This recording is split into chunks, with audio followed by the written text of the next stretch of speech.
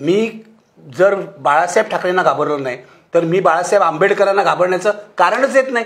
नमस्कार, तुमच्या सर्वांचं स्वागत करतोय आपल्या चॅनलवर। सध्या सोशल मीडियावरती निखिल वागळे यांचा एक व्हिडिओ मोठ्या प्रमाणात व्हायरल होत आहे। त्या व्हिडिओमध्ये ते जे आहेत थेट बोलताना दिसत आहे, मी बाळासाहेब ठाकरे यांना कधी घाबरलो नाही तर मग प्रकाश आंबेडकर म्हणजे बाळासाहेब आंबेडकर यांना काय घाबरणार, अशा प्रकारचं त्यांनी वक्तव्य केलेलं आहे।